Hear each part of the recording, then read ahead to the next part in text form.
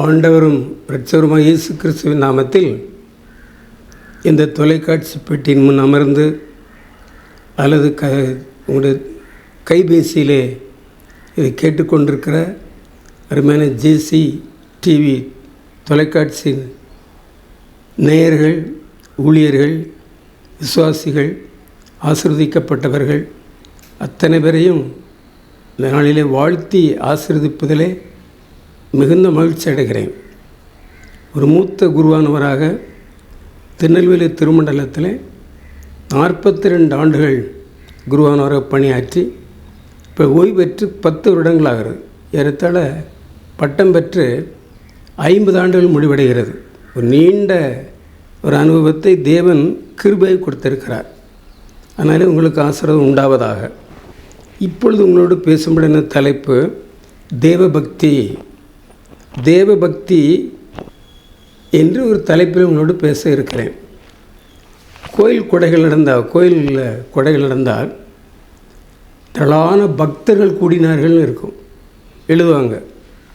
திரளான பக்தர்கள் கூடினார்கள். ஆனால் அந்த பக்தர்களை கவனித்து பார்த்திங்கன்னா அதில் நிறைய பேராக மெஜாரிட்டி ஆஃப் தி பீப்புள் குடிகாரனாக இருப்பான், சண்டை போடுறவனாக இருப்பான், தவறான பழக்கம் உடையவனாக இருப்பான். அவனையும் சேர்த்தான்னு சொல்கிறாங்க. பக்தர்கள் கூடினார்கள், லட்சக்கணக்கான பக்தர்கள் கூடினார்கள், வடம் பிடித்தார்கள், ஆராதனையில் கலந்து கொண்டார்கள், திரளான பக்தர்கள் கூடினார். அப்போ அது பக்தி. அது பாருங்கள், ஒரு வசனத்தை வாசிக்கிறோம் பாருங்கள். மல்கியா தீர்க்கதரிசன புஸ்தகம் 2ஆம் அதிகாரம் 15வது வசனத்தில், அவர் ஒருவனை அல்லவா படைத்தார், ஆவி அவரிடத்தில் பரிபூரணமாக இருந்ததே, பின்ன ஏன் ஒருவனை படைத்தார், தேவபக்தியுள்ள சந்ததியை பெறும்படிதானே என்று எழுதப்பட்டிருக்கிறது. தேவபக்தியுள்ள சந்ததியை உருவாக்க வேண்டும் என்பதுதான் தேவனுடைய திட்டம். சொல்ல சங்கீதம் 12:1, ரட்சியும் கர்த்தாவே, பக்தி உள்ளவன் அற்றுப்போகிறான், உண்மை உள்ளவர்கள் மனுபுத்திரரில் குறைந்திருக்கிறார்கள். இப்போ இந்த சமுதாயத்தை பாருங்கள், உண்மை உள்ளவர்கள் மனுபுத்திரரில் குறைந்திருக்கிறார்கள். நம்மை பார்த்து கர்த்தர் சொல்கிற, நீ தேவபக்தி உள்ளவனாக இருக்கணும் என்று ஆண்டவர் விரும்புகிறார். எப்படி அப்படின்னு சொன்னால், யாக்கோபு 1ஆம் அதிகாரம் 27வது வசனத்தில், திக்கற்ற விதவிகளை விசாரிக்கிறதும் உலகத்தால் கரைபடாதபடிக்கு தன்னை காத்து கொள்கிறதுமே மாசில்லாத சுத்தமான பக்தியாக இருக்கிறது. இந்த உலகத்தால் கரைபடக்கூடாது. இவன் குடிகாரன், இவன் கெட்டவன், விபச்சாரக்காரன், இவன் தவறான நடத்தி உடையவன் அப்படிங்கிற கெட்ட பேரை உண்டாக்காதவன் எவனோ அவனுக்கு பேர் தேவபக்தன். அப்படி சொல்லிட்டு 1 தீமோத்தேயு 3:16 தேவபக்திக்குள்ள ரகசியமானது யாவரும் ஒப்புக்கொள்கிறபடியே மகா மேன்மை உள்ளது.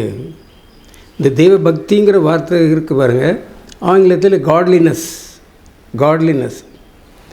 இந்த வார்த்தை மகா மேன்மை உள்ளது. ஒருத்தர் பக்தி உள்ளவன் போனால், அங்கெல்லாம் சிறு வயசாக இருக்கும் பொழுது ஒரு நல்ல மனுஷன் ஒருத்தர் போவார், எல்லோரும் எழும்பி நிற்பாங்க. ஒரு ஆசிரியர் போவார், எல்லோரும் எழும்பி நிற்பாங்க, தெருவில் உட்காந்துருக்கிறவங்க.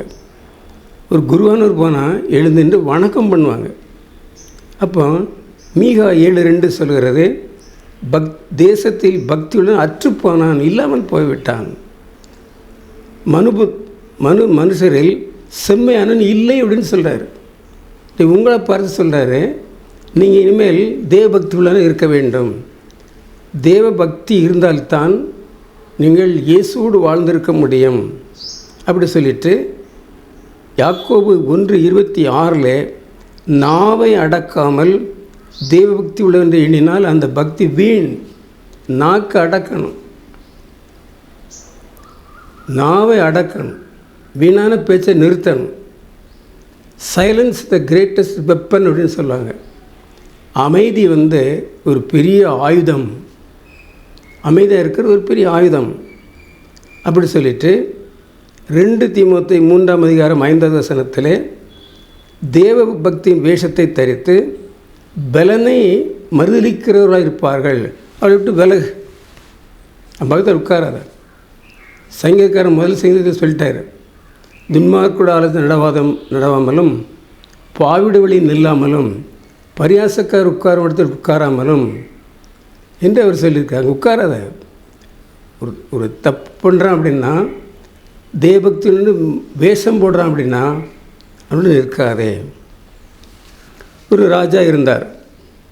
அந்த ராஜாட்ட ஒரு துறவி வேஷம் போட்டு ஒருத்தன் வந்தான். ஒரு முனிவர் வேடம் போட்டு ஒருத்தன் வந்தான். ராஜா எழும்பி நின்று வணக்கம் பண்ணார். அவனுக்கு தலகால் புரியலை. நான் ஒரு ரவுடி, நான் இந்த முனிவர் வேஷம் போட்டிருக்கேன், என்னை பார்த்து ராஜா வணக்கம் பண்ணுறான்னு சொல்லிட்டு நல்லா உபசரித்து நிறைய பரிசு கொடுத்து அனுப்பினார். அவன் போகும்போது சொன்னான், ராஜாவுடைய காலில் விழுந்து மன்னிப்பு கேட்டான். மகாராஜாவே, நான் ஒரு துன்மார்க்கன், நான் ஒரு தவறு செய்கிறவன். ஒரு நிமிடம் இந்த பக்தி வேஷம் போட்டதுக்கே இவ்வளோ பரிசு கிடச்சிதுன்னா, காலமெல்லாம் பக்தி உள்ளவனாக இருந்தால் நான் எவ்வளோ பெரிய கோடீஸ்வரனாக இருப்பேன், பரலோகத்தில் எவ்வளோ பெரிய பாக்கியவனாக இருப்பேன் அப்படின்னு மனதில் எண்ணி ராஜாவுடைய பாதத்தில் விழுந்து வணங்கி மன்னிப்பு கேட்டு போனான். அவர் சொன்னார், எப்போ நீ தான்ப்பா உண்மையான பக்தி உள்ளவன், உனக்கு நிறைய பரிசு கிடைக்கும், உனக்கு ஆசீர்வாதம் கிடைக்கும், நன்மையும் கிடைக்கும். அதனால் நீ நல்லவனாயே வாழு அப்படின்னு அவர் ஆசீர்வாதம் பண்ணி அனுப்பிவிட்டார். ஒரு குறிப்பை சொல்கிறேன் பாருங்கள். பக்தியுடன் யார் பக்தி உள்ளவன் என்று சொன்னால், இந்த இடத்துல சொல்லப்பட்டிருக்கிறது 32ஆம் சங்கீதம் 5-6 வசனங்களிலே, நான் என் அக்கிரமத்தை மறைக்காமல் என் பாவத்தை உமக்கு அறிவித்தேன், என் பாவத்தின் தோஷத்தை மன்னித்தீர், இதற்காக பக்தி உள்ளவன் எவனும் உம்மை நோக்கி விண்ணப்பம் செய்வான். யார் ஒருத்தன் தேவனை நோக்கி விண்ணப்பம் பண்ணுகிறானோ அவன்தான் தேவபக்தன். அதான் உண்மையான தேவபக்தி. உண்மையான தேவபக்தன் யார் அப்படின்னா, யார் தன்னுடைய பாவத்தை அறிக்கையிட்டு விட்டு விடுகிறார்களோ அவர்கள் தேவபக்தர்கள். உங்களுக்கு இந்த அனுபவம் உண்டா? இது இருந்ததுன்னா, அந்த துறை வேஷம் போட்டு ஆசீர்வதிக்கப்பட்டான் பார்த்தீங்களா, அவன மாதிரி நீங்களும் ஆசீர்வதிக்கப்படுகள். இது உங்களுக்கு தான். உங்களை பார்த்தா இயேசு சொல்கிறபடி அப்படி சொல்லிட்டு, பாவத்தை மறைக்கிறவன் வாழ்வுடைய மாட்டான், நீதிமொழியில் 28:13 சொல்கிறது. ஆக நம்ம என்ன செய்ய வேண்டும் அப்படின்னா, தேவபக்தியுள்ள இருக்க வேண்டும் அப்படின்னா, பாவத்தை அறிக்கை செய்து விட்டுவிட வேண்டும். இதான் தேவனுடைய பக்தி.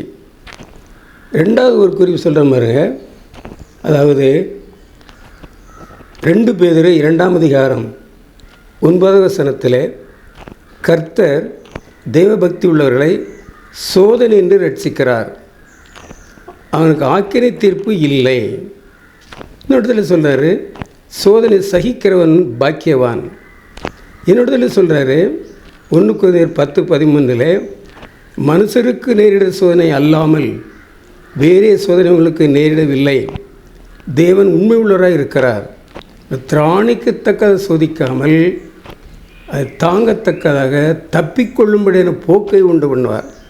ஒரு உண்மையான தெய்வபக்தனை தேவன் சோதித்து அறிகிறார், சோதிக்கிறார், டெஸ்ட் பண்ணி பார்க்குறார். ஒரு ஆசிரியருக்கு தெரியும் இந்த மாணவன் தான் முதல் மதிப்பெண் வாங்குவான் அப்படின்னு சொல்லி. ஆனாலும் பரீட்சை வைக்கிறாங்க. ஆண்டவரும் பரீட்சை வைக்கிறார். என்ன பரீட்சை? என் மேலே உள்ள விசுவாசத்தை நம்பிக்கையில் உறுதியாக இருப்பானா அப்படின்னு. யோபுன்னு ஒரு பக்தன் பயங்கரமான சோதனைக்கு உட்பட்டார். யோபுனுடைய நாட்டுக்கு போயிருக்கிறேன். அழகாக எல்லாருமே அழகாக இருப்பாங்க. யோபும் அழகாக இருந்தார். அது பிசாசு சோதிக்க ஆண்டவர் அனுமதி கொடுத்தார். அழகாக இருந்த யோபு இந்த சோதனை வந்தோடனே அசிங்கமாயிட்டார். கலர்லாம் மாறி போச்சு, உடலெல்லாம் மெலிஞ்சு போச்சு, அவருடைய கண்கள் உள்ளடங்கி போச்சு, உடல் மிகவும் மெலிந்து விட்டது, அருவருப்பான தோற்றமுடையவரை மாறிவிட்டார். அப்படி சோதித்த பிற்பாடு அவர் சொல்கிறாரு, தேவனுடைய கரத்தில் நன்மை பெற்ற நாம் தீமையும் பெற வேண்டாமோ அப்படின்றார். பாருங்க, சொத்துக்களாக எழுதி வச்சு பிள்ளைகளாம் இறந்து போனாங்க, ஆடு மாடெல்லாம் இறந்து போச்சு. ஆனால் அவர் தேவபக்தியில் உறுதியாக இருந்தார். அவர் சோதிக்கப்பட்ட பொழுது அவர் சொல்கிற ஒரு வார்த்தை, என்னை சோதித்து பாரும் ஆண்டவரே, பொன்னாக விளங்குவேன். அல்லேலூயா, பொன்னாக விளங்குவேன். என்னை சோதித்து பாருங்கள், நான் பொண்ணு மாதிரி இருப்பேன். இப்படித்தான் ஆண்டவர் சொல்லுகிறார். முதலாவது பாவத்தை விட்டுவிட வேண்டும். ரெண்டாவது சோதனை சகிக்க வேண்டும். சோதனை சகிக்கிற மனுஷன் பாக்கியவான். ஒரு உண்மை சம்பவத்தை சொல்ல விரும்புகிறேன். அதாவது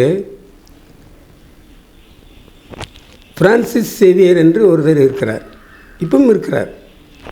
அவருடைய உடல் ஏறத்தாழ 350 வருஷமாக அழியாமல் இருக்கிறது. கோவா என்கிற இடத்துல மப்சா என்கிற அங்கே இருக்கிற பசலிக்கான ஆலயத்தில் அவருடைய உடல் வைக்கப்பட்டிருக்கிறது. அவர் இறந்த பொழுது அவரை புதைத்தார்கள். ஆலயத்தை விரிவுபடுத்தப்படும் பொழுது அந்த கல்லறையை தோண்டி வேறு இடத்துல வைத்தார்கள். வேறு இடத்துல வைத்த உடனே பெட்டியை திறந்து பார்த்தா அவர் உயிரோடு இருக்கிறார். இறந்து 250 வருஷம் கழித்து அவருடைய ரத்த ஓட்டமெல்லாம் இருக்கிறது. இப்போ பார்த்திங்கன்னா நான் பல இடத்துல போய் பார்த்துருக்கிறேன்.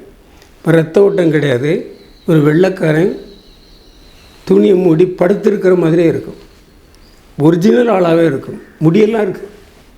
அன்புக்குரியவர்களே, தேவபக்தியாக மனதாய் நடக்க விரும்புகிற யாவரும் அழிந்து போகப் போவதில்லை. அவர் சொல்கிறாரு, ஒரு நாள் இளைய குருமார்களெல்லாம் கூப்பிட்டாராம். ஒரு குருவானவர் மீது தப்பு சொன்னாங்க. சுவாமி, இந்த இளைய குருக்கள் தவறு செய்கிறார்கள், நான் அவர்களை எங்கள் சபைக்கு அவர் வேண்டாம்னு சொன்னாங்களாம். இப்போ அவர் சொன்னாராம், உங்களுடைய ஆலயத்தில் திருவிருந்து நடக்குதா? நடக்குது. அதில் அப்பம் பிற்கப்படுகிறதா? அப்பம் பிற்கப்படுகிறது. அப்போ அந்த அப்பத்தை பிற்கிறவருக்கு தேவன் தன்னை வெளிப்படுத்தி இருப்பார். அப்பம் பிற்கிற தேவன் வெளிப்படுத்தி இருந்தனாலே அதையும் மீறி ஒருத்தன் தப்பு செய்தால் நான் ஒன்றும் சொல்ல முடியாது. நீங்கள் தேவபக்தி செலுத்துவதற்கு அந்த இளங்குருவானவரை வைத்து கொள்ளுங்கள். கேள்விப்பட்டிருந்த அந்த இளங்குரு எல்லாருடைய பாதத்தில் விழுந்து கண்ணீர் விட்டு அழுது மனம் திரும்பி, இனிமேல் நான் தப்பு செய்ய மாட்டேன், உண்மையுள்ள தெய்வ பக்தனாக இருப்பேன் அப்படின்னு சொல்லி முடிவு செய்தார். அன்புக்குரியவர்களே, இது நீங்களும் அப்படி செய்யலாம். இது உங்களுக்குத்தான். நீங்கள் தேவபக்தியாக இருக்க விரும்பினால் இந்த இளங்குருவானரைப் போல தவறு செய்தால் மன்னிப்பு கேளுங்கள். தேவன் உங்களை ஆசீர்வதிப்பார். உங்களது சரீரம் கூட அழியாது. கர்த்தருடைய கிருபை உங்களையும் உங்களுடைய குடும்பத்தையும் என்றைக்கும் தாங்கும். அல்லேலூயா. நன்றி.